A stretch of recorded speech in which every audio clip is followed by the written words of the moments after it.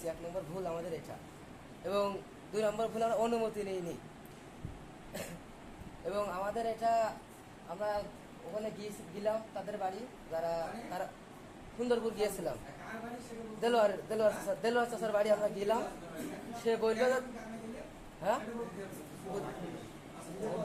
তারা আমাদের ডাকিল যে আমাদের মেয়ে অসুস্থ, তোমরা একটু এসে দেখে দাও, তোমাদের তো সহপাঠী। এবার আমরা গিয়েছি, যাওয়ার পরে সে বলছে যে তোমরা যদি একটু স্কুলে একটু কিছু করো তাহলে আমার মেয়ে হয়তো বা কিছু যদি পারে, তোমরা একটু কিছু করো। এবং তার মেয়েও আমাদের হাত পা ধরে আমাদের তোরা একটা কিছু কর। এই জন্যে আর কি আমরা আপনাদের কাছে না শুনেই এটা করে ফেলে দিয়েছি। এটুকুই আমাদের কথা, আর কোনো কথা আমাদের নেই। এটা আমাদের ভুল হয়েছে।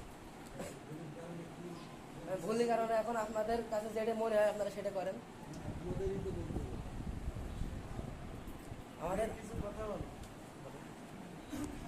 আমাদের তো হালকা বুদ্ধি, ছোট মানুষ ভুল তো করেই ফেলাইছে।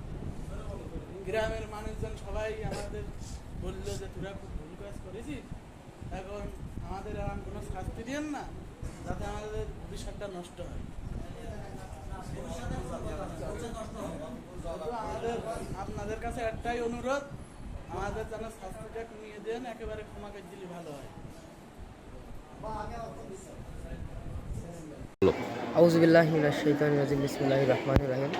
আমরা গতকালকে যে কালোখালী মধুপুর মাধ্যমিক বিদ্যালয়ে একটা ব্যানারে মানববন্ধন করেছিলাম কালো জাদুর বিপক্ষে। আমরা এটা অজান্তে করে ফেলে দিয়েছি এবং একজনের মাধ্যম দিয়ে আমাদের এটা করানো হয়েছে।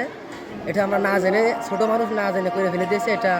এর জন্য আমরা সকল প্রকার মিডিয়াকে বলবো যে এই ভুয়া সংবাদটা যেন সরিয়ে ফেলে এবং আমাদের এই স্কুলের মানটা যেরকম ছিল এবং আগের মতো করে নেওয়ার জন্য আমি আহ্বান করছি। এবং যা করা হয়ে গিয়েছে এটার জন্য আমরা ক্ষমা প্রার্থনা। আমরা যে শিক্ষার্থীর বিরুদ্ধে কালো জাদু নিয়ে মানববন্ধন করেছিলাম, তার কাছে আমরা ক্ষমা প্রার্থী। আমাদের নিজের অজান্তে অনেক ভুল হয়ে গেছে। আমরা অন্যের দিয়ে প্ররোচনায় করেছিলাম। আমাদের এটা কোনো নিজের বুদ্ধি নাই, আমরা অন্যের বুদ্ধিতে এমন কাজ করছি।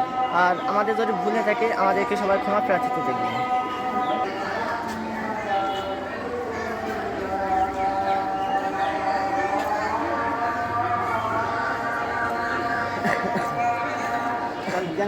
আমরা বুঝতে পারিনি সেও আমাদের সহপাঠী, আর একজনের সহপাঠী, একজনকে ভালো করতে যে আমরা এই কাজটা করেছি আমরা বুঝতে পারিনি, সবার কাছে ক্ষমা প্রার্থনা করছি।